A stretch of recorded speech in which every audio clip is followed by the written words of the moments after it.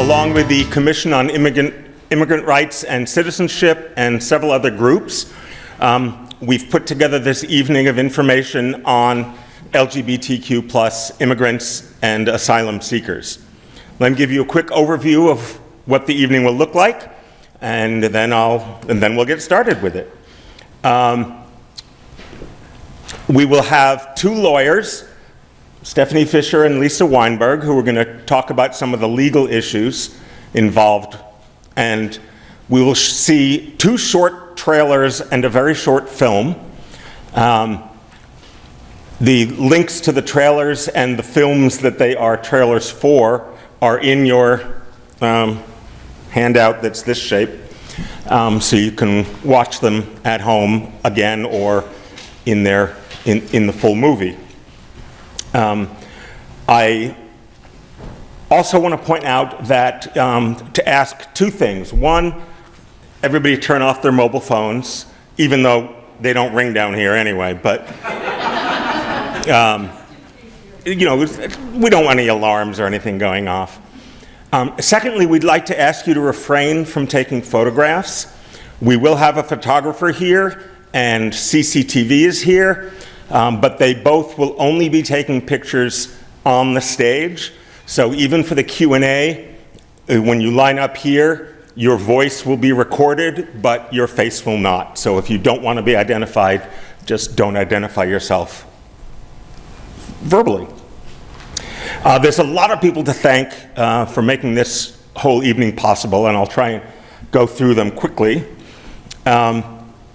The committee that consisted of several commissioners from both the LGBTQ plus and the Commission on Immigrant Rights and Citizenship.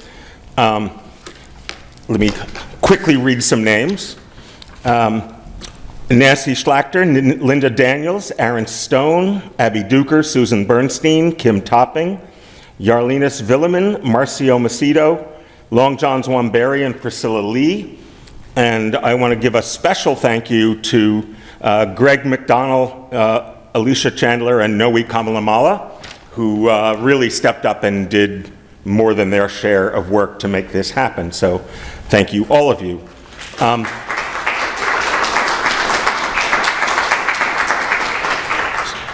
I'd also just like to thank each slide. These are the two commissions I just mentioned. Speak Out is the LGBTQ Speakers Bureau. The Refugee Immigration Ministry, RIM, and these are all in your handout. Community Legal Services and Counseling Center, that's Lisa. Arujo and Fisher, that's Stephanie Fisher over there. The Cambridge Public Library. And we've also had some tabling information outside from the Cambridge Health Alliance and Tufts United for Immigrant Justice. And of course, and the network La Red. And of course we have to thank the people who brought us the food. Basil Tree Catering, Cambridge Common, Darwin's Limited, and Whole Foods Market. Thank you. If you want to add your name to one of the email lists for the two commissions, down at the bottom of your handout, it gives you an email address you can send it to. What else? Oh, I guess we should just get started. So let me introduce to you Stephanie Fisher, who's immigration and asylum lawyer with Arujo and Fisher, and Lisa Weinberg, who's an asylum attorney at the Community Legal Services and Counseling Center. Stephanie and Lisa. Thank you. Can you hear me? Oh, is that thing on? Okay. I'm going to assume it's on. Lisa's going to make sure I don't go over my allotted time. So Lisa being an expert in asylum, I'm going to talk about some stuff that's not asylum. Specifically, we know that our U.S. immigration system is racist, xenophobic, discriminates on the basis of religion, the country you come from. So I'm going to leave that to the side for the moment because I'm just going to take that as a given.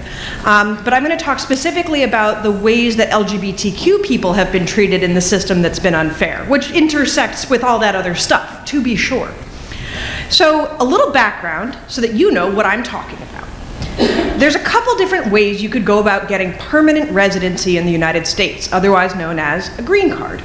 Typically, people are petitioned for by their families or their employers, or they apply for asylum or some other kind of humanitarian relief. I'm going to leave asylum to Lisa. And clearly, if you could only be sponsored by a spouse, you could only be sponsored by a heterosexual spouse up until same-sex marriage was recognized. But let's talk about other ways. Before even we had the fall of DOMA and we're like, oh sweet, same-sex marriage, now we can do all the petitioning. It wasn't just that we were here and we went here. We were all the way down. We had all sorts of fun and terrible and crazy bars to entering the United States and getting a green card or getting citizenship that have been set up for us by the US immigration system over time. So to understand that, first I need to give you a little terminology. If you are inadmissible to the United States, that means they're not going to let you in or they're not going to give you a green card. If you're removable or deportable, that means even if you're in the United States with a green card, they'll take it away and put you on a boat. If something is waivable, that means it's forgivable. Maybe you're not going to get deported, maybe you are going to be let in. And finally, there's this other terrible term called good moral character, which is something you need to become a citizen. And that's a delightfully vague term that, yes, has been used against LGBT people repeatedly. So let's start not at the beginning, before there was any immigration system, but in 1952, they wrote up an Immigration Act, and they said, we're not going to let in people afflicted with a psychopathic personality, epilepsy, or a mental defect. And they also wanted to put in sexual deviants. Let's make sure we keep them out. But the Health Service came back and said, no, no, you don't need to put that in. That's clear. That's clearly under psychopathic personality.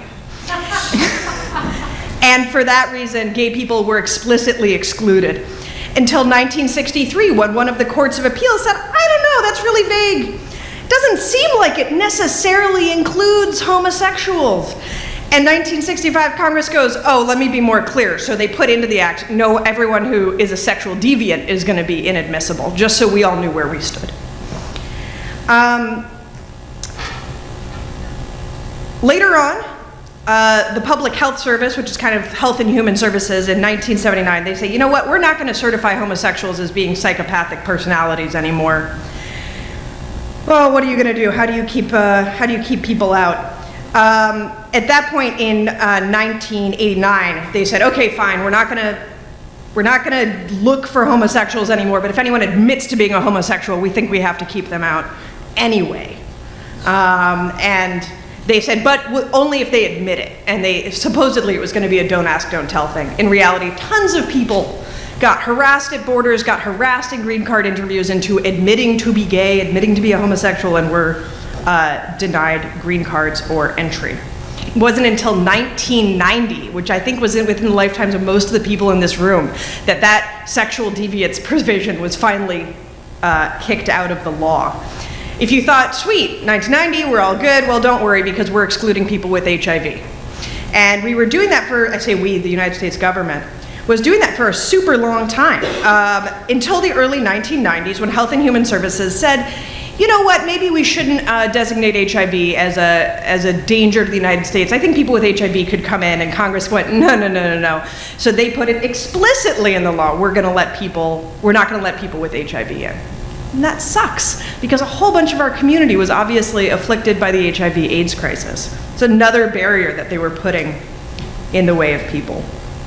Another major barrier to getting a green card would be if you don't have good moral character, or if you've committed something called a crime involving moral turpitude.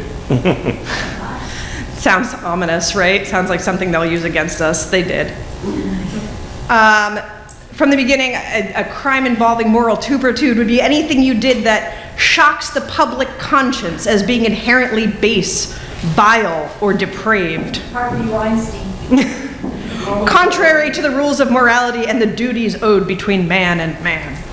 So obviously, people who got convicted under old-fashioned laws that criminalized sodomy, that criminalized homosexual solicitation, that criminalized disorderly conduct, public lewdness. This was the kind of stuff police would arrest LGBT people for being gay in public. Okay. Yeah, we each have time. Oh yeah, I get to keep rambling. Yeah. No, you're good. So if you got convicted of an offense like that and you had a crime involving moral turpitude, then that could stop you from getting a green card, that could stop you from getting naturalization. So there's various ways that in the past you would be barred from entering or getting a green card. In terms of applying for naturalization, for a super long time, you couldn't establish good moral character if they knew that you were a homosexual. It wasn't until 1981 that they said if you admitted to having private, consensual same-sex relations, they wouldn't stop you from getting your naturalization. If any of those things weren't true, for instance, you were caught in public, or if it was disorderly in some way, somebody knew about it, then you could still be barred from getting citizenship. On top of all that stuff, which was all just about sort of the LGB part of our acronym, there were tons of barriers for trans people for a super long time. In 2004, there was a special memo that went out to USCIS, that's United States Citizenship and Immigration Services. And they said, we don't really, we know there's a problem because transgender people exist, and we think they're marrying people. And if that forms a heterosexual relationship, we don't know what to do because it seems like people are trying to get around the Defense of Marriage Act, and we don't want to recognize that two people who were born the same sex could ever get married and that we would have to recognize it. So they said, I don't care what any paperwork says, if you were born one sex and your partner was born that same sex, we're not going to recognize your marriage. Then, progressively, one of the courts of appeals said, well, if you underwent sex reassignment surgery, then and you're definitely now the opposite sex, then we could recognize your new heterosexual marriage, which was still not that helpful. It wasn't until 2012, which is still before the fall of the Defense of Marriage Act, that they finally said, okay, well, if you got like an amended ID or a doctor said that you had appropriate clinical treatment for gender transition, without needing to specify what it was, then we would recognize your new sex. So there's this really weird period between 2012 and 2013 where you could theoretically, and I did have, lucky me, a case where people were born, assigned the same sex at birth, one of them transitioned to the opposite sex legally, and then they therefore have a heterosexual marriage for immigration purposes, so one spouse can sponsor the other for a green card. Sweet. Luckily, the next year, US v. Windsor was decided, and same-sex marriage was recognized federally. Today, we have same-sex marriage recognized federally, and we have people's transitions recognized federally. So it seems like things are great, but unfortunately, LGBTQ people still face numerous difficulties because of inequities in all sorts of systems. That includes that tons of folks can't get married abroad, and that messes up their processing for coming to the United States. Means that, for example, if you win asylum, you can normally bring along your spouse, unless, of course, you come from a country where you couldn't have possibly been married before you ran here.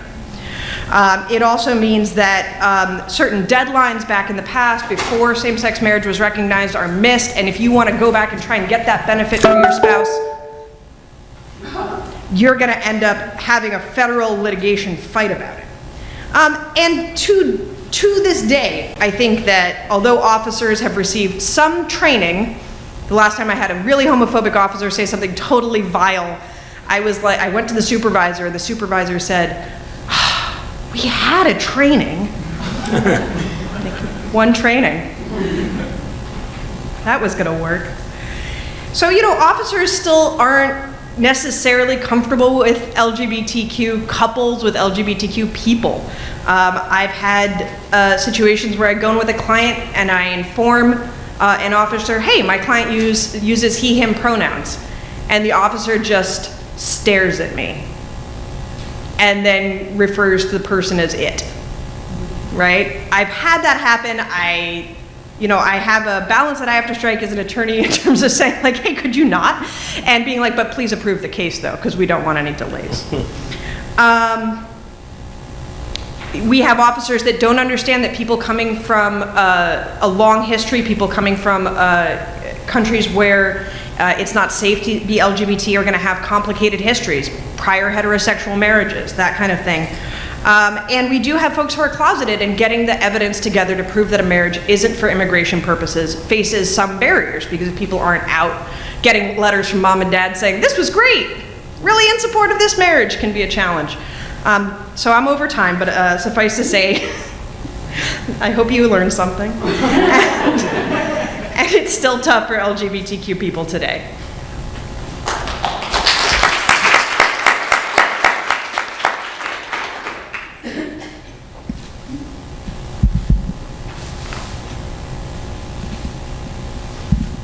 Can you hear me? Yeah. Okay, great. Okay, my name is Lisa Weinberg. I work for Community Legal Services and Counseling Center, which we have just moved to 47 Thorndike Street. We provide free legal services for low-income immigrants and also low-income non-immigrants in housing, disability, and family law cases, primarily domestic violence cases. We also have a robust counseling program with social workers and psychologists, as well as case managers, and our staff is multilingual. So we are also a statewide organization. So if there's anybody that's from a social service organization that needs to refer people, we're a resource, and I put our pamphlets out on the table out front.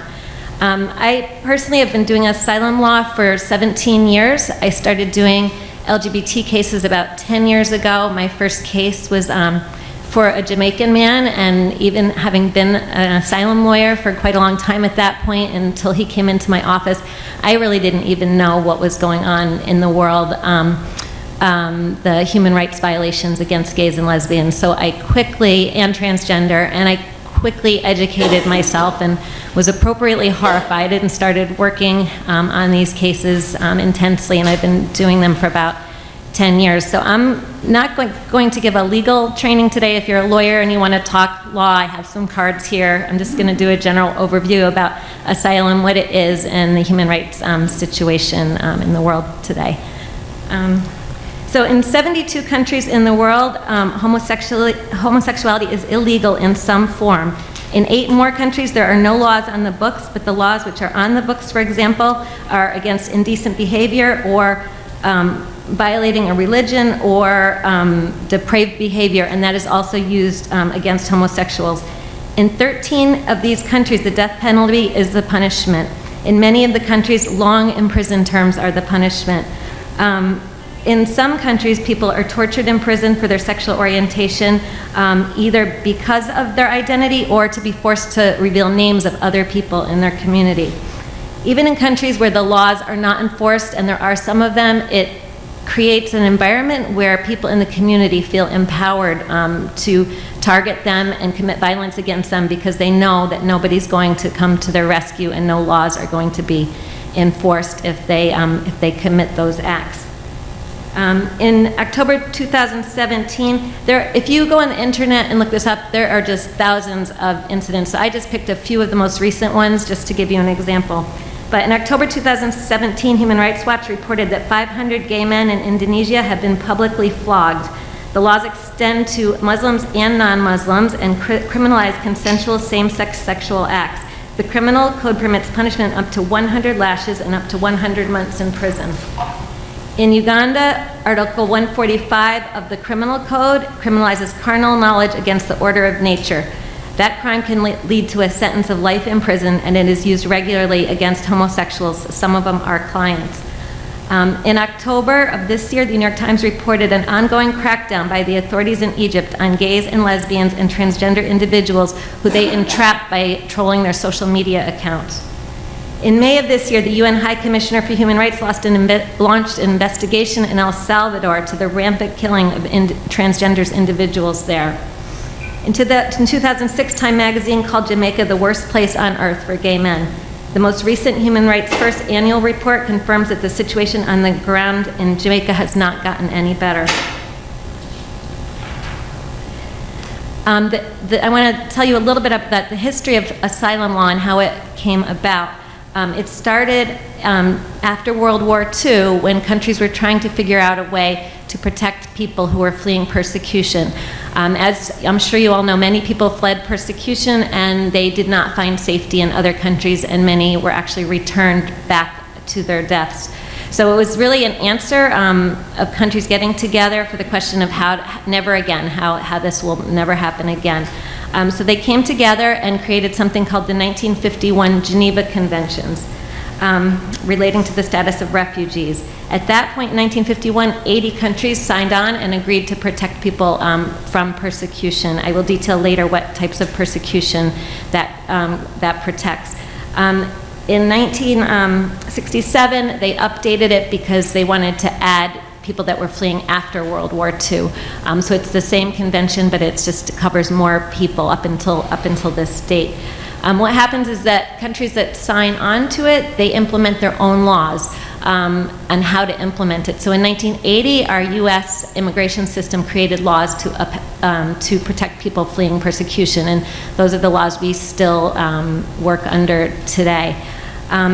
Basically, somebody can be granted asylum in the United States if they have fled persecution because of their race, their religion, their nationality, their political opinion, or their membership in a social group. Membership in a social group originally came about during the Geneva Conventions that I just described because the Nazis did not only persecute Jewish people, they also persecuted homosexuals, disabled people, gypsies, Catholics, other minority groups, not just the 6 million Jewish people. So that was put in there as a provision to protect other people fleeing persecution, and it still exists to this day. It's a very complicated area of asylum law. I'll give you a general overview, but there's a lot of weeds in it if you're a lawyer. That's generally the type of case that these cases fit under, people fleeing because of their sexual orientation or gender identity. People also, if people are outspoken or politically active or are feminist and are speaking out about this in their country, they can also be political cases. Also, many people's religions persecute them because of their sexual orientation or preach against them or do religious conversion or other things, so they can also be persecuted on a religious basis. And in asylum, you can pick more than one category. You don't have to choose just one, but I'm mostly going to focus on the social group because that's the main category these fall under.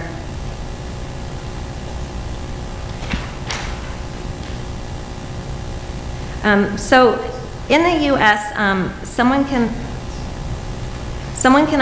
apply for asylum if they were persecuted under one of those grounds I just described. And if they claim to be fearful of going back to their country, they get either an administrative legal proceeding or an immigration court legal proceeding. And that's when they make their claim to the judge or the asylum officer that they deserve to be granted asylum in the United States.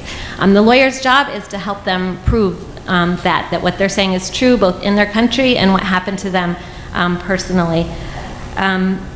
In countries that haven't implemented legal systems to try or hear asylum cases, the UNHCR steps in and hears those cases. As to date, 145 countries have signed the Geneva Conventions.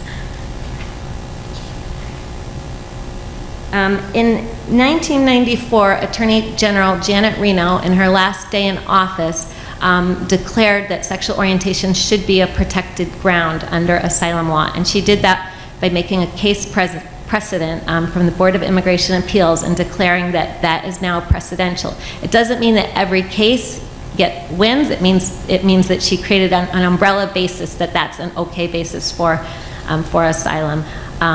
There's certainly other legal cases, but that was a seminal moment in the history of LGBT asylum cases. The lay definition, or it's kind of legal, kind of lay, of social group is that if an individual has an immutable characteristic that they cannot change, or they should not have to change, or should not be required to change because it's fundamental to their identity, then they can identify as a social group. The second part of that is that the persecutor can be the government, or it can be someone that the government either will not control or cannot control. And that's a short summary. The harm can be physical, or it could be the threat of physical harm, it could be mental harm, or it could be harm that the persecutor actually believes is not harm, such as electroshock therapy, harmful traditional medicine practices to cure, quote unquote, cure people, conversion therapy, Or I've heard about some churches doing exorcisms. So it can be other types of harm. They don't have to be, subjected to only physical harm. They also, many people don't know this, they don't have to wait in their home countries until they're harmed. If they know the conditions are so bad for them and they know that they are, that what their sexual orientation is, they can flee, and if they can prove that these are difficult cases, but if they can prove that they are homosexual and that the country conditions are so bad in their country that they will be harmed, they have a well-founded fear of future persecution, and they can also be granted asylum. And like I said, those are a little bit harder as a lawyer, but they are also a possible claim. So that brings me into, do I have time? So that brings me into some of the barriers, the legal barriers in LGBT asylum cases that are different than other cases. Just by way of example, if I have a political activist who's been very politically active in their country, I might have a card from their political party. I might have a letter from the head of their political party. I might have all sorts of evidence that they participated in demonstrations. But by and large, LGBT people don't have a lot of evidence because they've been forced to be in the closet in their home countries. So it's very hard to developing the evidence in the case, and also for them to get it. And also, as in any asylum seeker, most people don't flee with anything when they flee. So they haven't, even if they have evidence, they haven't brought it. So that's a big challenge. There's also, they were socially isolated, so they're not going to, in most countries, they're not going to have photographs of social events or pride events or other events that we commonly know that people can go to.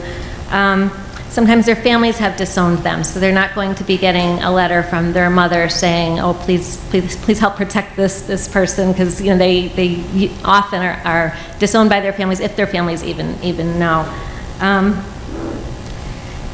Many may have never had a same-sex relationship because they haven't had the venue or the place to meet somebody, or they've just been simply too afraid. And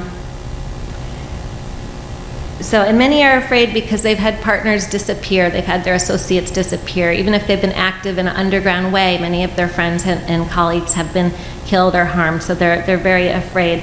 The other thing is that when you come to the U.S., you have to apply for asylum within 1 year unless you prove that you have a good exception to not applying within 1 year. And if somebody's been traumatized or imprisoned or jailed or chased out of their country, or their partner's been harmed, or whatever trauma they've experienced, many women have been raped in an effort to correct their sexuality, it's really hard to come to grips with that and come forward and talk to a lawyer and fill out an application and bring yourself forward to immigration within 1 year. And it's virtually, the times that people do, it's very impressive because that's just such a short window to be able to pull all that together. So we do sometimes prove that they should get an exception because they were so traumatized. There's lots of ways to prove that, but it makes the case harder if they haven't met that 1 year deadline. So that's a big barrier. I don't know about Stephanie, but I see a lot less women in my practice, and I think that's because women have much more restricted in their countries, maybe don't have the money to travel, might be more controlled by their male partners or by their fathers. It depends, of course, what country they come from, but we see a lot more gay men coming to us for help than lesbian women. They also are more likely to have been raped, and they are less likely to come forward easily, and they're not often trained to speak out, or they were socialized not to speak out. So I actually tried to find some women to speak on this panel tonight, and I couldn't do it, and I think that is probably fits right into that. Right now, in the Trump administration, and actually even before Trump, these cases are taking so long to be heard. By the time they're heard, people's memories are flawed. I mean, people already have flawed memories, and that's hard in any legal case. But the longer it goes, the more things get jumbled up, and that's true for any of us who even haven't experienced trauma. So that's another challenge in the cases. I haven't had this experience too much, and it may be because I practice in Massachusetts, but I've heard that expectations of judges and asylum officers of stereotypical LGBT behavior or presentation is often a barrier to these cases, and it causes people to not be successful or to have to appeal their case because they just didn't fit into a stereotype, which many people don't. And that's so the last thing I want to talk about is they face additional difficulties that other asylum seekers don't face as much when they come to the United States, in that many asylum seekers, especially the low-income ones, they go and they stay at their church, or they stay in a friend's couch or a family member's couch, or they find somebody that can help them. And I've heard about clients going into like an African storefront and asking the person behind the counter, where are all the people from my country, or a lot of go to, for example, here in Boston, Waltham, because a lot of Ugandans are there. But these folks, they can't go to people in their community because they're going to be rejected here in the United States too, and we call that double marginality. So they have an extra layer of challenges once they come to the United States. I already talked about the one-year deadline. All asylum seekers are afraid of the authorities, and this group included. Many are traumatized.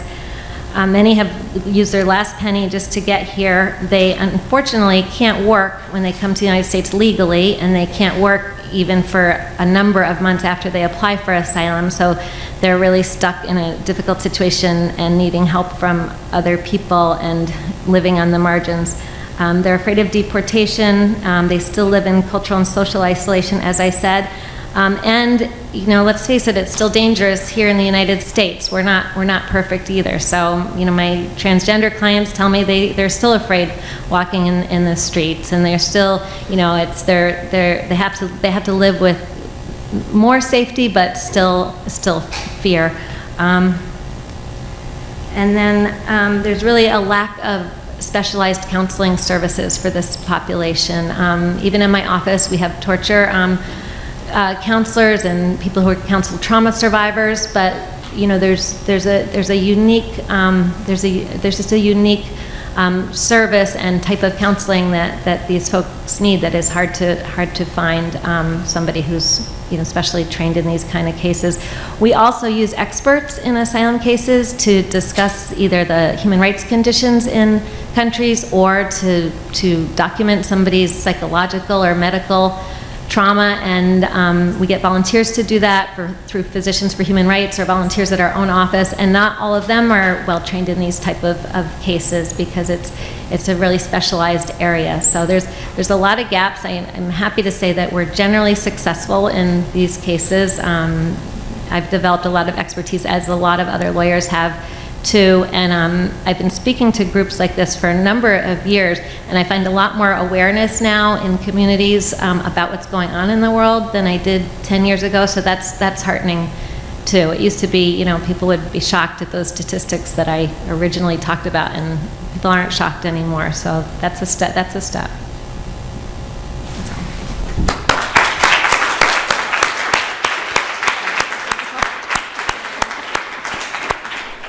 Thank you. That was Stephanie Fisher and Lisa Weinberg, and they'll be sticking around for the question and answer period later.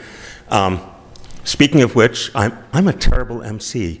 I started to go through the format for this evening, and then I was distracted by a shiny object, and I never finished. So we're going to see the three short videos right now, one from Cameroon, one from Uganda, and one from Jamaica. And after that, we will have three speakers, one from Cameroon, one from Jamaica, and one from Uganda. And when they've finished speaking, then we'll have a question and answer period where you can ask any one of the five of them whatever's on your mind that you learned tonight. So let me, and after that, there'll still be time to mingle for a while in the hallway. We do have to be completely out of the library by 9 o'clock, so wrap that up by 8:45. So let's start with this is a trailer for the film Born This Way about conditions in Cameroon.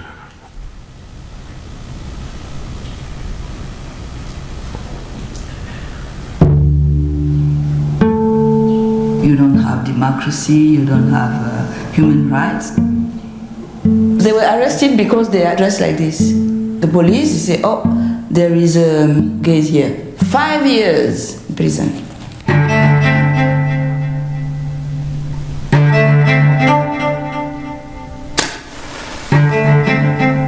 Une bande de personnes s'est approchée des hommes et ils sont venus dans les vous les lesbiennes là. Moi, ce qui m'a sauvée, c'est parce que j'ai fait la force. C'est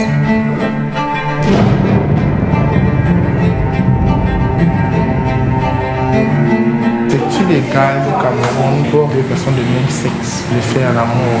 Tu ne peux pas vivre ta vie d'homosexuel au Cameroun. Tu seras à un moment donné ou à un autre rattrapé par la loi.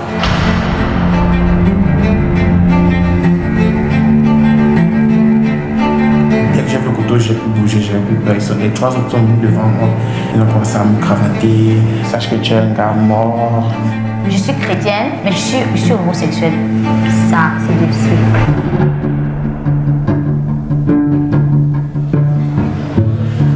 Ici, c'est un centre qui fait dans le droit des homosexuels. On nous laisse exister, mais il faut qu'on soit discret. C'est la famille, c'est la communauté. Quand je sors peut-être pour me balader, c'est comme si c'était un bandit qu'on a attrapé. Le fait qu'on nous persécute, qu'on nous mette en prison tout le temps, ça nous pousse à vouloir quitter le pays. Alors qu'on veut bien y rester, alors qu'on veut bien nous battre pour la cause dans notre pays qu'on aime bien.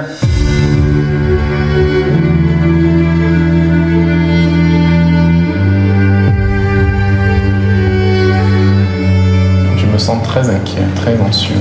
Je me demande où est-ce qu'on va. Je ne veux pas me faire semblant pour faire plaisir aux autres. Ça, c'est ce que je suis. Il y a ce que la personne est vraiment, ce qu'elle pense être au fond d'elle-même. I want the decision of the Supreme Court of Cameroon in the points I raised. You remember the trial of Rosa Parks? It is because the trial went to the Supreme Court of the United States that everything was possible for the future.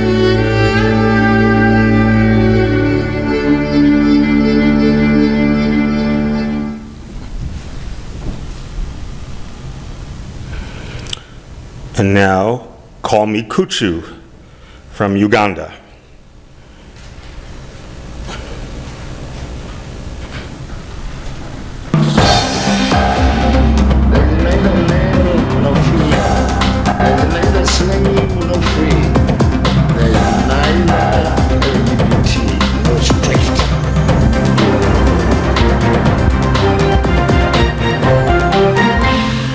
I'm the first gamer to be open in Uganda. Hello and welcome to Reporters, the programme that brings you the very best of frontline cat reporting from around the world. In this edition we head to Cameroon to focus on the persecution of homosexuals, victims of bullying and violence. Gay people in the country are also subjected to heavy legal penalties, with rights groups to come out and say, sorry, I'm gay, it's not it. There is neither LGBT nor straight. We are all one. I'm the first gamer to be open in Uganda. The very first gamer. I opened my eyes and this is the real thing, we are not pretending. I wanted to begin the fight to liberate our people.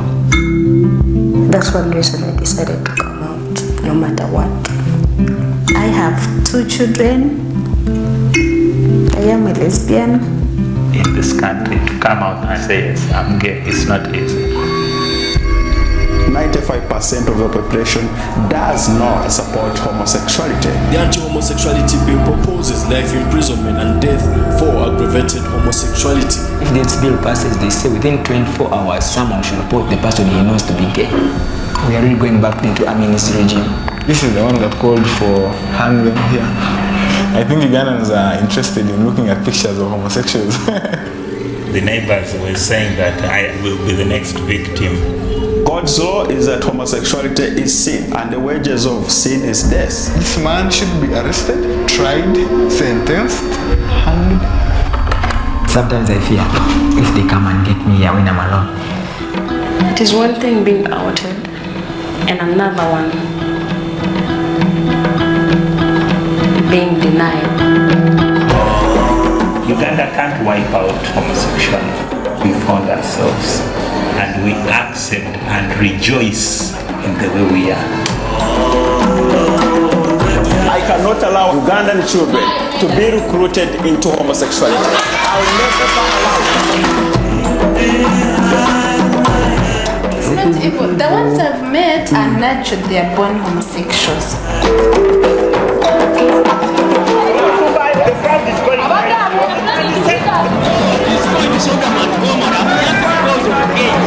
Who are you to judge?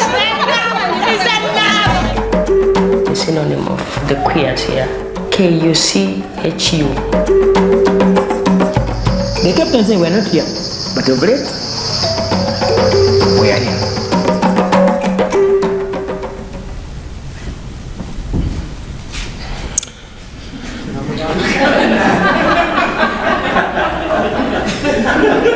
And this last one is actually a complete short film called Unchecked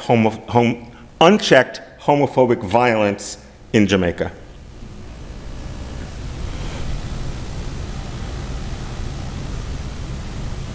Some lesbians in Jamaica live in a state of constant fear.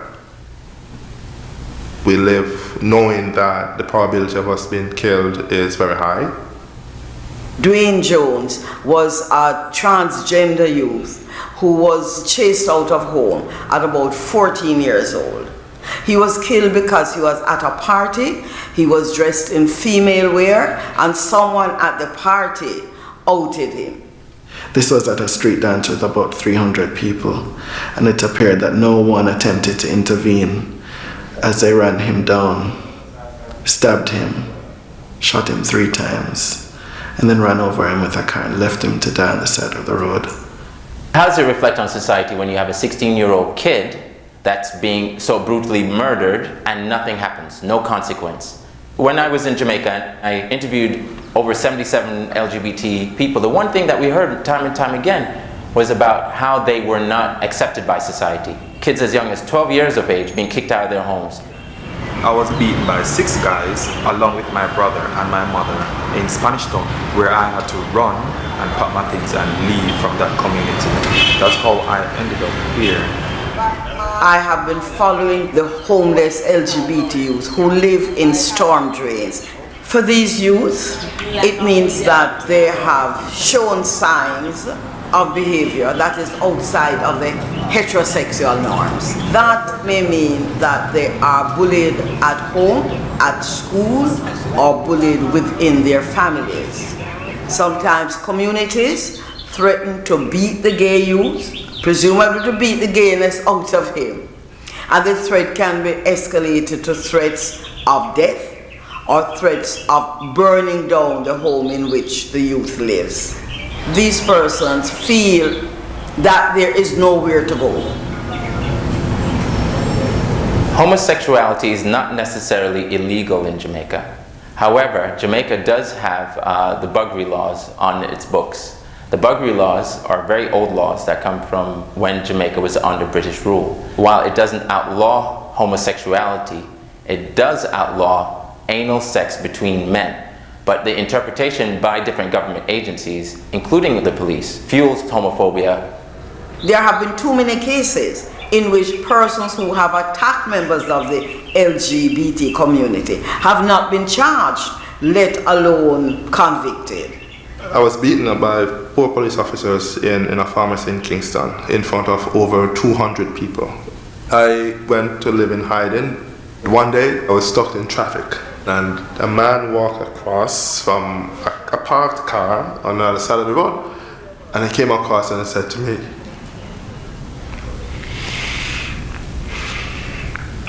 he said, "We'll find you and we're going to kill you."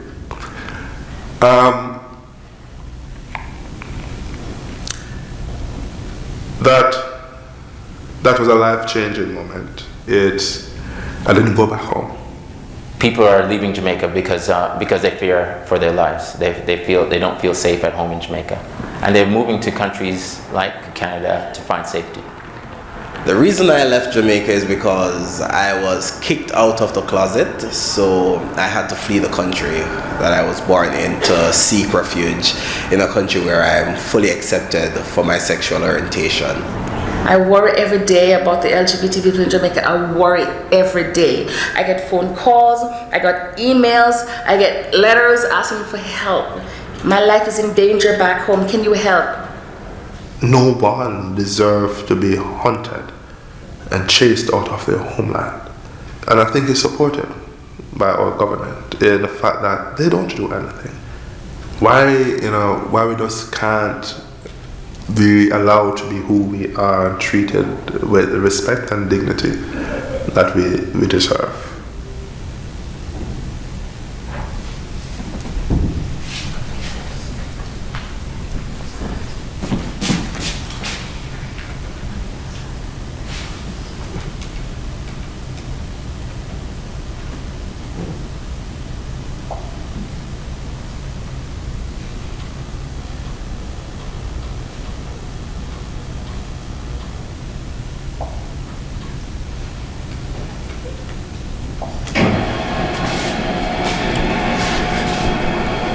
Okay, as we turn off the projector and get rid of the screen, I'd like to bring up to the stage 3 asylum seekers. Sean Martin from Jamaica, John Long Jones Wambere from Uganda, who you just saw briefly in one of these films, and Gail Chot from Cameroon. Sean and John have successfully completed their asylum process, and Gail is still in the middle of it.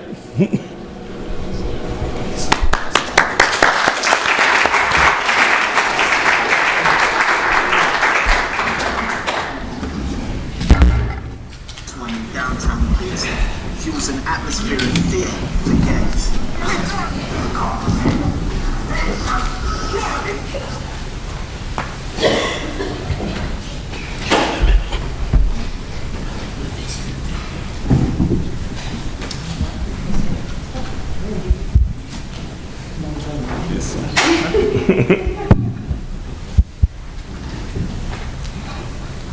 Good evening. My name is John Wambere. I'm from Uganda. I prefer to go by the names Long Jones.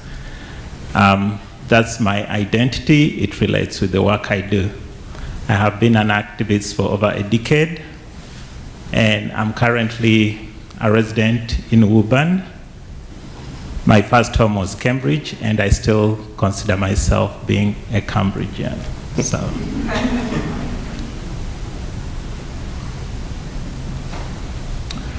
So in 2014, just an overview from what you saw in the documentary, I was invited to Boston to come and speak, and I was not able to go back home until today.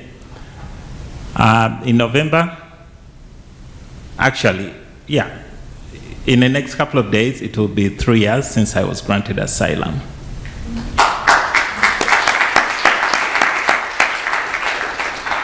And I'm now working towards my citizenship, and I'm keeping my fingers crossed. And I always say, I can't wait that day when I naturalize myself, I'll be on that first plane to get back home. Like everyone, the worst thing you want to ever be part of is fleeing your home, a place you have grown and been cradled in. A lot that I reflect on, but I have let go, and a lot that I hope someday I'll see again. Through my process in this country for asylum, I just want to reiterate this, that everyone has their story. Others, it will work out quickly. Others, it will take a long time. I have friends who I found already in the process and are still waiting and have never got an interview date. I have friends whom I spoke to and they said theirs worked within 3 months, 4 months. So everyone, your story is what moves you forward. In Uganda, I worked, I co-founded Spectrum Uganda, but I was also a private business person. I had my own travel business. Spectrum Uganda, an organization I co-founded, was specifically working to advocate and ensure that the LGBTI people, especially the gay men, were receiving health care as enshrined in the Ugandan constitution, which was a problem. And we wanted to also ensure that the Uganda AIDS Commission included LGBT people in their package. While they did their research, there was no breakdown of LGBTI percentages in terms of infections. Everything was generalized. When you look at the adverts that run everywhere, it's about heterosexuals. There's nothing that is being talked about same-sex or anal sex in general. Even when scholars debate and doctors confess, to an extent even that families of some heterosexuals have confessed that anal sex existed in bedrooms. The politicians didn't want to look at it that way. They wanted to hijack it and take it to further their agenda. So Uganda is a Christian-based country. The majority, about 60, over 70 are Christians, and a small percentage, the second, about 23 are Muslims, and then the rest are divided between the Pentecostals. Scott Lively from Springfield, who visited Uganda, had a conference with all the leaders, teachers, parents, church leaders, high security profile, and told them that homosexuals had an agenda to recruit children. And that is where the battle started. And that's where things went totally bizarre for the LGBT community. We have a 1950s law, which, because we're a British colony, which is canonology against the order of nature, but for you to be, I would say for you to be persecuted or to be sentenced based on that specific article is more complex because it involves a lot of proof that there was contact, that there was penetrative sex involved, or basically the act. The new law that was drafted in 2009 after Scott Lively came did not have any such provisions. It was based on perception, based on either how you dress, or somebody just suspects. It was so vague, and it was very dangerous to the Ugandan LGBT community. And this specific law created a lot of interest, and it had a lot of backing from the religious right-wing fundamentalists, especially the Pentecostals, I would say, and a lot of support also from the Anglican Church. The politicians took it and made it their own agenda because they wanted to politicize it to enable them get back into politics. So based on all that, when I arrived here in the US, my hosts told me it was not safe to go back home. To me, that wasn't what was ringing in my mind. I knew I had a bigger and greater, I had greater things to do. I'm part of a bigger community. It's just bigger than me. And after the president signed the bill into law, my name was over the radio stations, my pictures were in the media, and I reached out to a couple of my colleagues, and they told me, I think it's better for you to stay there for a while. But that while was never while. It has become forever. And so I just want to say that 2 months ago, I was united with my daughter. She's here now.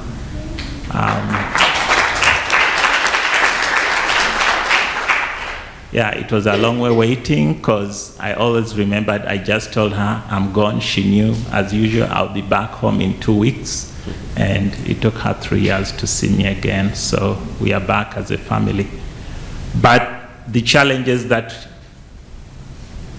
we face when we move into, I would say, second or third home countries is unmentionable. Being in the US here, waking up every morning, you can't go to work was the most disturbing thing. Yet at the end of the day, you know that you have responsibilities. Your family, I mean, my daughter was to go to school, so I had to take care of myself. There's nothing for free. You want to do laundry, you still have to go with those, you know, you have to go with the quotas and just make sure that you do what you have to do. So it's quite challenging. It's quite challenging, and it's a very, very, very stressful process. It involves a lot of patience, and I've seen moments when people have backtracked and they give up. They say, I really don't care, I should be heading home. I'd rather go back home. The refugee process in Kenya, I talked to my friends. Some of them have not been able to make it through. They've died in the process. They've gone back home. They came alive in the refugee camp. They've gone back home, you know, dead. Some have been relocated, but they are struggling. Some of the agencies, and I'm not bad-mouthing, but this is the reality, some of the agencies that have brought them here bring them, but they don't really help them much. They put them with strangers. They put them again back to live in the apartments with straight people. And some of these straight people could have also been refugees, maybe political refugees. So there is a whole mess still that goes on, even when they come in as refugees. You know, they struggle finding jobs. Even when they find the jobs, still they do not have that proper training, you know, to enable them into a smooth integration into this whole new community. And for that reason, an example of myself, I had to go back to school because that was the best way I felt I was gonna understand myself and the new community and life in this country. So I'm now a student major of sociology. I'm at Bunker Hill, and I'm in my process transferring to Northeastern University, hopefully. Thank you.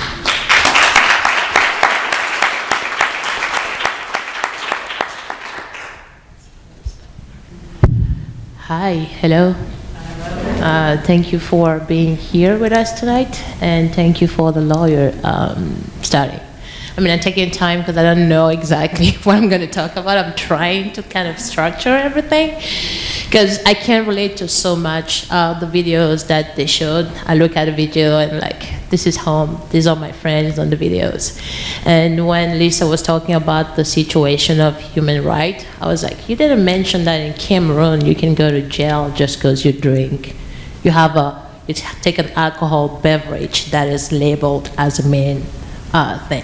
It can bring you to jail. I got a friend that spent 5 years in jail just because he was drinking an alcohol beverage that was labeled as a man or male or female beverage. So I really don't know. I've been here, it has been 3 years now. It was October 29. As John, you know, I came in here 2014. I've been traveling. I've been doing activism. If I have to go back, I've been in the LGBT movement since 2008.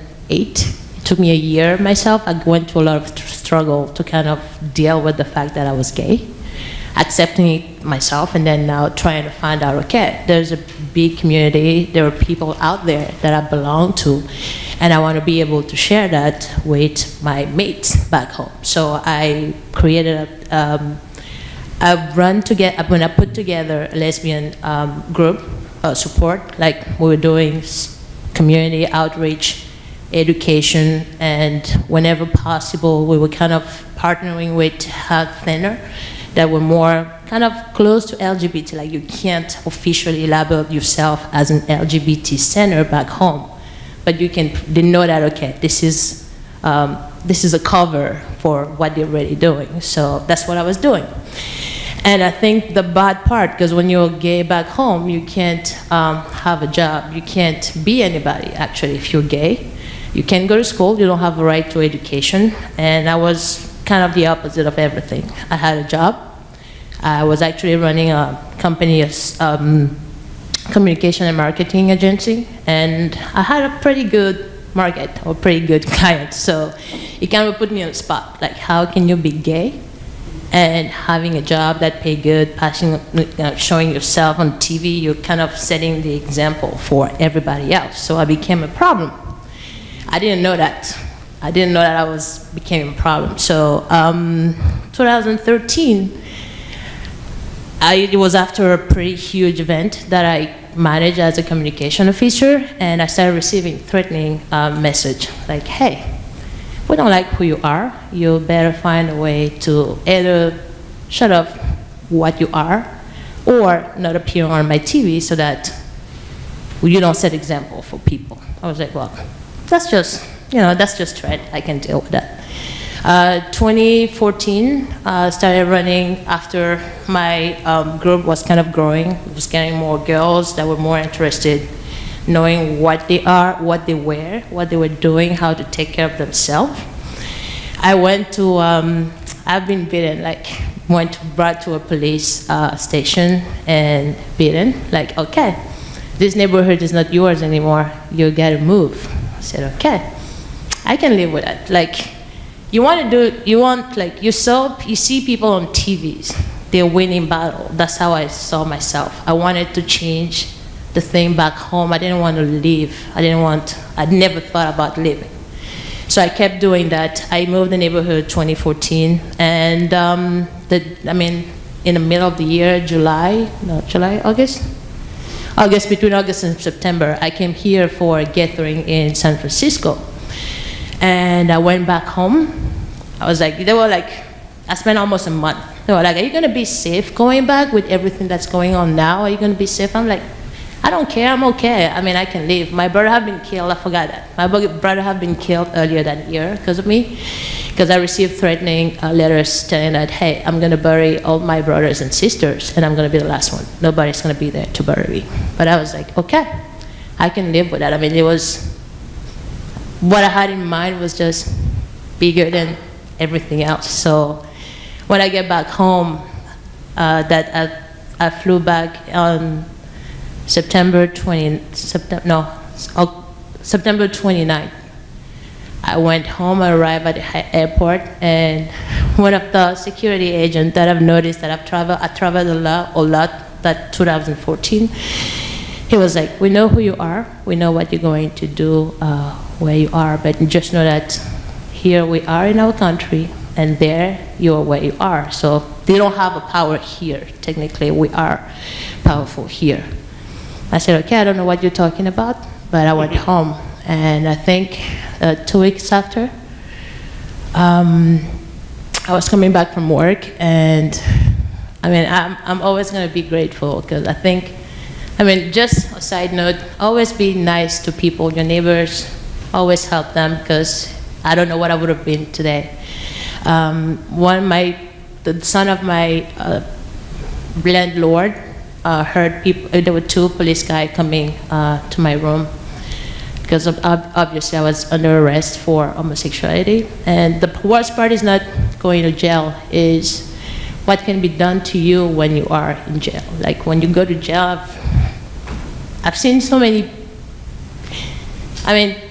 of my friends passed away after they get out of jail that you just can't imagine yourself into, you just cannot. So he heard them saying that, he heard them talking, I don't know what they were talking, he just told me, he sent me a text that, hey, I think there are people coming to your place, and I'm gonna pretend that I'm coming to, my dad needs something downstairs, and that's the best I can do. So by the time I was reading a text, it was already in front of my door, and I'm like, yeah, we're under arrest for homosexuality. I came back, so all my material, I had a computer with pretty much everything, all the gay movies, all the training that I had for the girls, it was taken. So I think I left home only with the clothes that I had on me.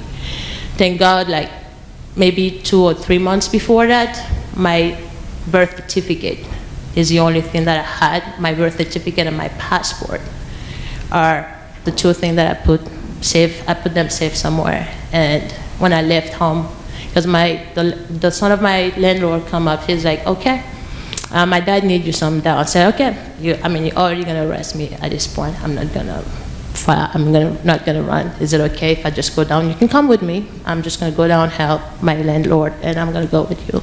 They're like, no, they already had pretty much everything that they needed. So I don't think I've ever run. I don't think Usain Bolt ran as fast as I ran. And I spent 3 weeks. I think I get in contact with John. I owe him a lot. He's here. He doesn't talk about what he does, but I owe him a lot. They do everything. He did everything. He found a place for me to stay. They paid a ticket. And that's how I end up here. I end up in America because United States was the only visa that I had on my passport. If I had another one, I swear to God, I would have chosen somewhere else because the process, the process is exhausting. Like, it's not the hardest part finding, as Lisa mentioned, you need proof. I didn't have anything. I literally had only one bag. I had 2 clothes. I had 1 pair of sneakers with the one I was wearing, and that's how I came in here. It's so stressful. Right now I'm still waiting. They renewed my work authorization like 3 months ago, but I had a 2 months lap in between where I was like, wow, how is this gonna work out? What's gonna happen to me? I didn't know what to do. And it has been 3 years. I filled out the application in December 2014, and I'm still waiting for the interview. I don't know how it's gonna go. At this point, I'm just like, okay, give me a work authorization, I can live with that, and everything else I can deal with. Today, Long Jones has a family. My brother kind of messed up my mind 2 months ago. One of my brothers, because we were 6. I lost my sister earlier this year, and my brother passed away in 2014. He sent me a text like, we know you're gay, you know you're a lesbian, you live in a lesbian community, and I'm gonna be the first one to tell them where you are if I know where you are. So I don't think I have any sort of family anymore. So I'm like, okay, we gotta make something happen. But the process, as I said, if I have to go through that, I'm lucky, I was lucky. A lot of people are not lucky to find a place where they can stay when they come here, where they can eat. I was lucky to have a wonderful couple. They moved almost a year ago to Alaska, but they're still in touch. I was lucky to have them, but besides the immigration process, it's not like filling the papers is just the tiny part of it. The most important is where do you live, how do you eat, how do you dress, what do you wear during the winter, how do you move from where you live to the service that you might find outside, how do you put yourself together, how do you find even information. Like today I used to be a journalist back home. Right now I'm working on writing on a blog. Like if you come, no matter what country you go to, I got a lot of friends that are one is in Australia, another one is Germany, France.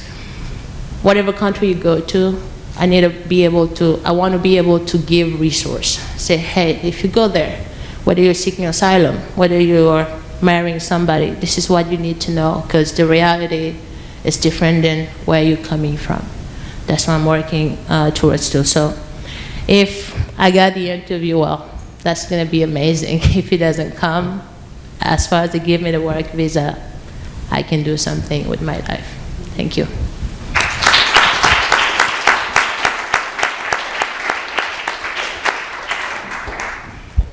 Good evening, everyone. I have to say that it's never really easy to to be here and hearing other stories that oftentimes it's very similar to your own. And hearing those particular stories also brings back memories, and then we use this word that's very clinical, triggering, right?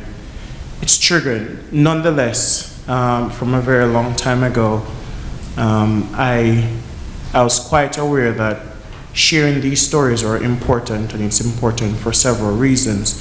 One, it's some sort of a release from time to time when you can talk about it. Two, it will start to bring attention the issues there are around the world, and three, we may start to take steps to intervene in some way, shape, or form, where individuals like us, our lives can be better. So, as you hear, I'm Sean Martin. I was born and raised in Jamaica, and I lived there all my life, 25 years when I came. I was 25 years when I came to the US. However, Jamaica is as you can see, and you've heard, is one of the most homophobic countries in the world. And interestingly enough, when I hear the video, when I watch that video, as much as the experiences that were shown weren't exactly like mine, I can relate to a lot of them because I face the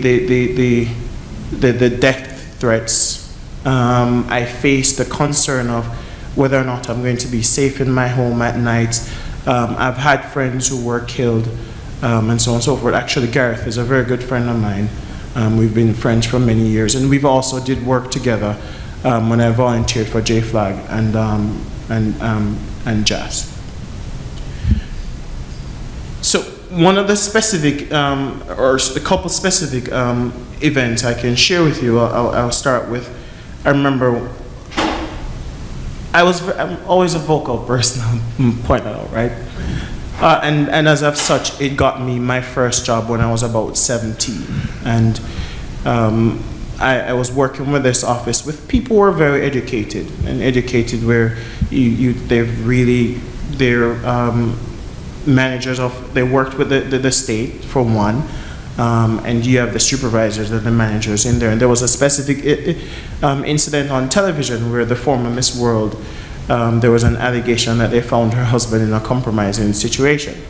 So here I think I was about 18 that time, and these other people were like in their 40s, 50, and so on and so forth, and they're there in the office talking about that particular media event, and they started to talk about the fact that the former Miss World husband, if they were even related to the former Miss World just by like distant cousin, they would eventually hunt this person down and killing themselves. Now imagine an 18-year-old sitting in an office hearing all these particular conversations, thinking that, well, they know, and two, these people are my bosses. What do you think they would do to me if I'm nothing, nobody, and they're talking about other people like this? They would probably slaughter me right then and there in that office. So that one incident, and I was like, well, I really can't stay here. I would have to find somewhere else to go. I was there for a few years because I can't just up and leave, like a year or so. And my next venture took me into the hospitality industry, where I thought it would have been safer. I thought it would have been easier, simply because of the fact that the people who works in the hospitality industry really works with an international community, and working with the international community, you would hope that these people would be a little bit more tolerant. However, that wasn't the case. Every day I would go to work, I will tell you that I hear death threats, and I know specifically who these threats were coming from, like threats that you need to die, you're going to go to hell, all these things, and like I was like, what have I ever done to these people? I could say some of these people I was in a better off position than them because again I worked my way up. I eventually became a manager at the resort. I went back to school. I was doing good things for the country, and I was like, hey people, I'm contributing to your country. I'm working. I'm educated. Why do you want to treat me as if that I'm nothing? I'm less than. And the sad thing about that, with a country treating me as less than, Jamaica has always treated people who are known criminals, known murderers, a lot better than people of the LGBT community. I remember one time I was in my early teens, this person who they know for a fact that this person is a killer, is a murderer, and they shut down the country's capital protesting that the police was supposed to release this person out of prison. And however, as you hear Garrett said in his video, people who are of LGBT, they would rather kill them than accept them within the community. So in 2007, I left Jamaica because there was nothing there for me to do. There was nowhere for me to go. I am very ambitious, and the fact of the matter is Jamaica couldn't support my ambition. And outside of my ambition, I mean, it was only a matter of time I would be killed. So I arrived here in 2007. I was in Florida for a year. In 2008, I moved up to Worcester, Massachusetts. I don't know why Worcester, Massachusetts. Well, I just came to Worcester. I had a good friend of mine living here too. Actually, he's also very good friends with Gareth, and we were here, and and I made something of myself. I don't know if you saw the pamphlet or the outline. It says I'm one of the founding members of the LGBT Asylum Support Task Force. And that task force came about simply because, as you hear Gail said and Long John, when you and Lisa talked about it too, where throughout the asylum process you can't work. And I have to say that even while I was here, I had times that I didn't know what I was going to eat. I didn't know where I was going to sleep. So we Linford and I, and Lisa as well, was a part of the process. We talked about having an organization that would help individuals while they're going through the process. And as much as I'm not directly affiliated with the task force anymore, the task force is still going and is still there helping individuals. So that's all the sad parts of the story. And I have one more sad part, in the sense where after 10 years, I was able to go back to Jamaica. I was able to go back to Jamaica because last year I was granted my citizenship. And the first time, and I was also able to vote the first time. It was like the other day, it was local election. I felt so excited. I was like, yay, citizenship, voted. So when I went back to Jamaica, because I miss my family dearly, and you hear these individuals talk about your roots, everything that you've known, you've been away from, and I've been away from it for 10 years. But nonetheless, I went back. I was able to spend time with my family, friends that I've known for many, many years. And on the last day, and I don't know if it was kind of a reminder of the life that I had lived, because when I was here, I was like a tourist. But the last day, I wanted to clean the car up before I took it back to the car dealership, and we were at this car wash. And funny enough, in Jamaica, you're at a car wash and there's a bar that people can come up and buy drink. It was like, ooh, buy alcohol and you're gonna drive later on. But nonetheless, I wasn't drinking. I swear to you, I wasn't drinking. Nonetheless, we were there and we were talking, and then this guy came up, and there was a female bartender, and then there was another guy who just came around the bar to get something. And then this guy came up and be like, I don't want that guy to serve me. I want the female to serve me because I don't want anything from guys. I don't like guys. Guys are not supposed to serve me. If this person is gay, I know I will kill him, so on and so forth. And I was there and I was like thinking that, well, whether you're straight, gay, or whatever, you go to a bar, you go to some place for service, you're not asking this person to come sleep with you in bed, right? I mean, unless it's that type of facility, then you'd be like, what? In this case, he's just going to get a drink, and he wasn't even buying it. It's a simple drink he wanted. Get the drink that you'd want and go about your business. But no, he made it clear that he thinks that anybody and everybody who's gay needs to be killed. So I point that out because after 10 years, I was hoping that at least the mentality would have changed. However, it hasn't changed. I will still go back to Jamaica because, again, my family is still there. I saw my aunt, she's 87 now. I was so happy to see her. I saw my sisters, I saw my niece's nephew. It was a very good experience. But there are people there that's still being killed. People there that have no place to go. People there, as you hear this, it's gotten even so bad now where even kids are being killed. And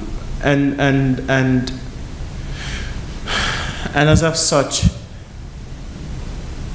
I would want to say that I'm fortunate, but I'm still sad for the other individuals who were there. And I hope that at the end of this day, at the end of this program, we can all do something. Do something. And another good thing is that right now, 2 years ago, I got my bachelor's.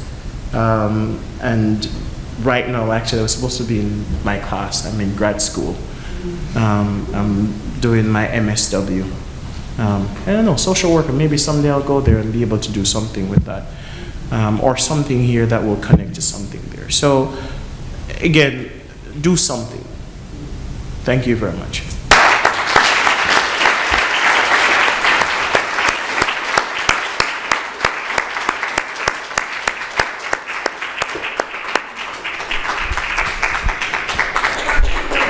We have. Oh.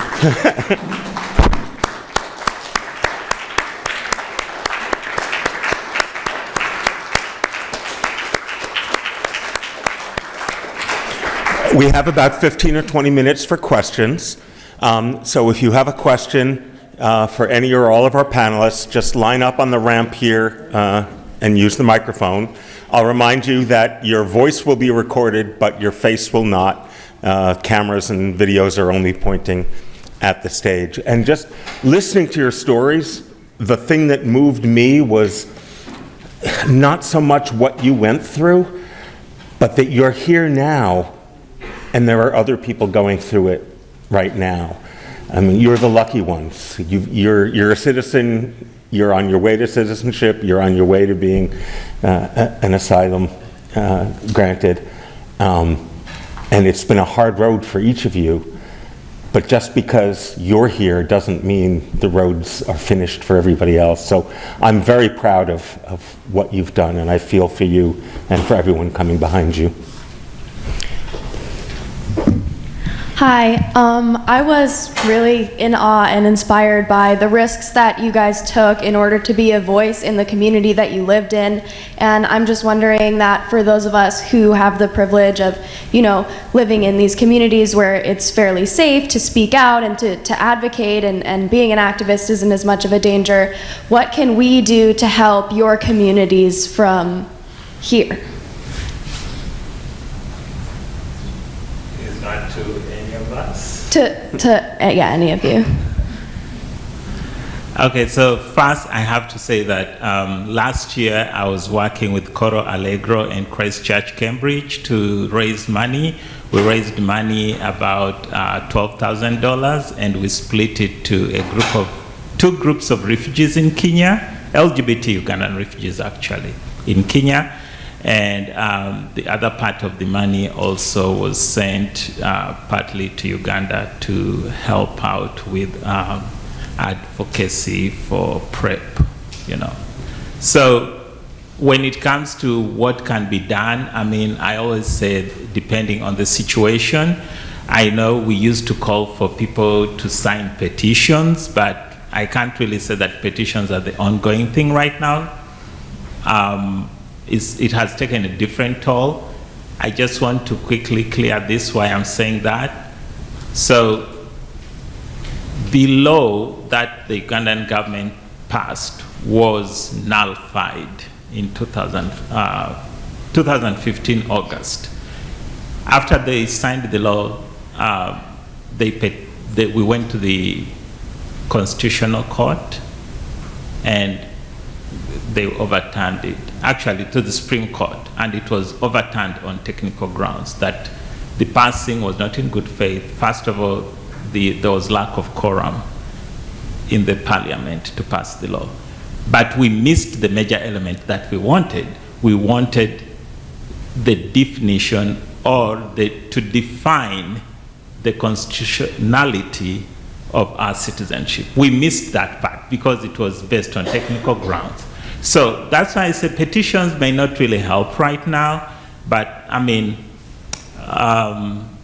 if you go, I'm working with a group of 4 people, that's on my part. We are setting out an organization called Friends of Spectrum International, FOSI. We are still looking into the process of it becoming legally registered as a non-for-profit. It's a long process, but we still are working through global giving. And we are trying to get some of the rural organizations in Uganda onto the global giving platform where people can donate and, be able to support the work they are doing, because that's the best we can do until we set ourselves. But you can, if you go, we have organizations like Spectrum Uganda. If you go on the website, you can donate to them. We have Mbarara Rise Foundation. This is a rural organization. We have Icebreakers Uganda, which is working with health services too. There is Freedom and Rome, which is a lesbian organization. And there are many transgender organizations. So, yeah. But if you want to specifically direct, or if you have a project in mind, I'm happy to help you and work with you and see how you want to further it. Thank you. May I answer And that just, one too? yeah, I was going to add something else. Sorry. No, I was earlier this year, because kids go back to school every September, and we started this. I started with a couple of friends this year. We sent 5 kids this year to school, like 5 LGBT kids. Like, hey, you might not have a place, but we want you to have education so that you can define what you want for your future. Now, as John said, is what you want to do, depending on what you have as goals, the best way we can help, I will be happy to do that. I tend not to take money from anybody, but if there are other ways of helping, I will be happy to provide a way to do that. So, thank you. Here in Massachusetts, there's a group called the LGBT Asylum Task Force. It's based out of Worcester, Massachusetts, and Sean alluded to it earlier. But of course, like every group, they're raising money, but they're always also looking for host families, donations, food, clothes, winter coats, anything that people need when they first arrive. And as you've heard, that's when they really need help the most. And people have formed wonderful relationships too through the task force and developed second families. And like I talked about, they're marginalized here when they come too, because they can't get help from the people from their country often. So it's a great group, and there is a website, LGBTAsylumTaskForce.org, right? Yeah. And just to add, on top of the LGBT, they also have, the more thing, getting into the new community is hard. The country is different. Any skills, like every skills. I remember Polly, I really thank you, because she worked with the task force, and I used to volunteer also there. So anything that can help, let's say you go to a different country, what would you need to be integrated in that country? Think that way, and you're going to find a way. Now there are a lot of pamphlets outside. you can get close to Lisa, you can get close to me. We can give you all the organization that we have that works with asylum seekers. And I think Bridget was here. She was outside with RIM. They also help asylum seekers. So just think, if you were to live out of your country, you wanted to move there, what would you need? And you're going to find the answer. I would suggest you to search for JFLAG. They are the organization that does a lot of the groundwork in Jamaica. I'm 100% certain that they do have a website, and there are ways for you to donate through that website as well. Hi, welcome. Thank you for coming to Cambridge. As most people know, especially probably the attorneys, Cambridge is a very proactive when it comes to immigrant, refugee, and especially undocumented immigrant rights. Over the past few years, we've worked very hard on creating legislation to help protect the community. As the attorney probably would know, the Safe Communities Act is making its way through the house, through our legislative house, the state house, as we speak, but it's stalled. Cambridge has enacted legislation to support the ACLU's call for Governor Baker to pull out of the 287G program. We have passed legislation locally to support refugees that are here under temporary protective status program. We're working on creating a legislative defense fund for undocumented immigrants. We're doing quite a bit here in Cambridge. CERC was obviously created here in Cambridge. What I'm asking, especially of the attorneys, if you were given a wish list, what legislative, we know that immigration law is federal law, and a lot of people believe that there's nothing to little that we can do on the local level. I disagree. I think we can do quite a bit. What legislative initiatives would you like to see on a local level? Oh gosh, is it my birthday? I hate to be a negative Nancy. One of the essential problems that we have is that ICE does not respect local laws. You were speaking in some technical terms that I would want to define for the audience. Sure. There's what's called an ICE detainer program, which was coupled with other federal law, where basically ICE would go and find anybody who'd been arrested for anything by local law enforcement, especially things like driving without a license, which is like the number one. Like, I ask my clients, hey, do you have a criminal record? They're like, I'm not a criminal. And I'm like, how about driving without a license? They're like, yeah, 12 times. Because it happens, because how you can't get a license, right? It's not, you would think of it as a civil offense, but it's criminal. People get arrested. And if they're arrested and they're in court, then ICE shows up and says, hey, do you have someone who's not a citizen? How about you just hold them, just hold on, we're coming down, we're gonna arrest them. I think arrests for minor crimes like that gives ICE an opportunity that I wish they didn't have. I don't see any reason why anyone should ever be arrested for driving without a license.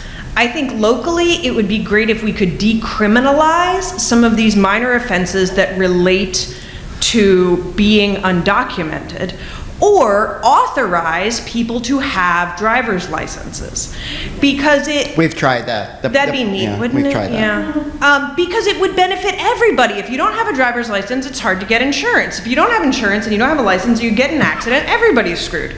So there's a benefit to having people be able to be documented, or at least decriminalize it, because now the current administration has expanded its priority list to everyone, but on that list is anybody who's ever been charged with a crime that hasn't been resolved or has been convicted of a crime. Well, why is driving without a license a criminal offense? It should be more like speeding, which is a civil offense, and then we could just sneak you right off that list of everybody, maybe. But we are limited because ICE isn't going to do what we tell them to do, so we just have to give them fewer opportunities to do what they're going to try to do. One of the reasons why I asked is that we're working on immigrant voting rights. I've always believed that one of the reasons why immigrants are an easy target is because they're generally poor, they can't vote, meaning they have no power. So if we gave, not meaning undocumented immigrants, but if we gave immigrants that are here, documented immigrants, giving them the right to vote. That would be one way that we can give them power. A lot of immigration attorneys are not in favor of it because it delays the process, the citizenship process. I It worry could that it delay would the process. confuse things, because if anybody votes in an There's a box election on they're not authorized to vote in, right? You'd have to have Right. two separate kinds of ballots.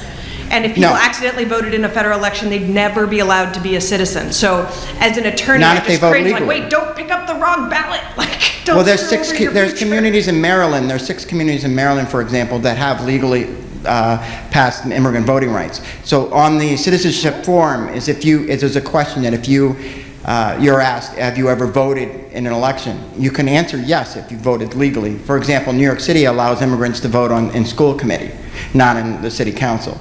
I've always believed that if we can give immigrants more power, we can assist them. But I'm getting off my original question. Thank you.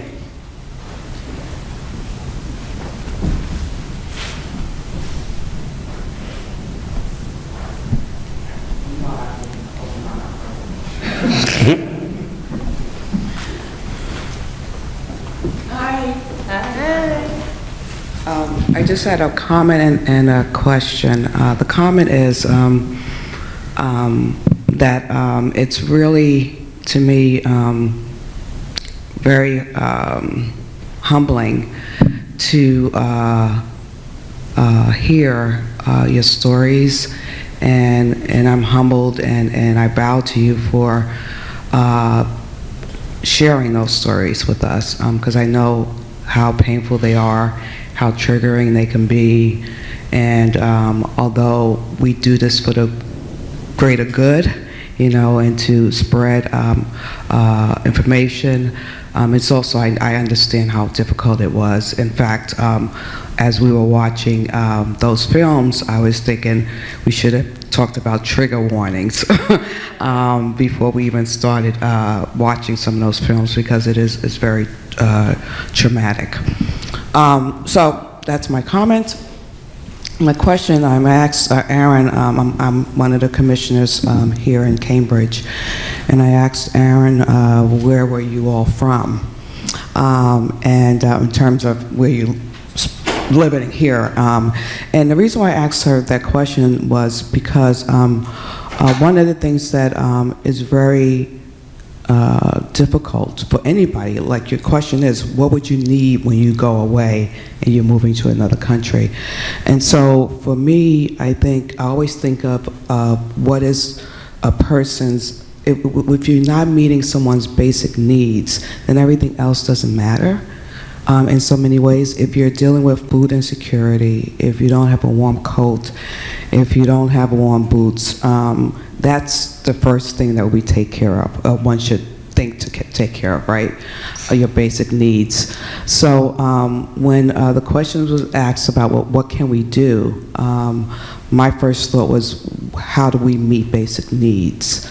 For folks like you, you're all more settled, but for people coming in now and trying to get asylum, how do we get boots to people? How do we get food to people? How do we get coats to people? How do we do that in the various communities, from Worcester to Woburn to Roxbury, you know? So are there ways in which we can sort of be more grassroots about it, I guess is the question I'm asking.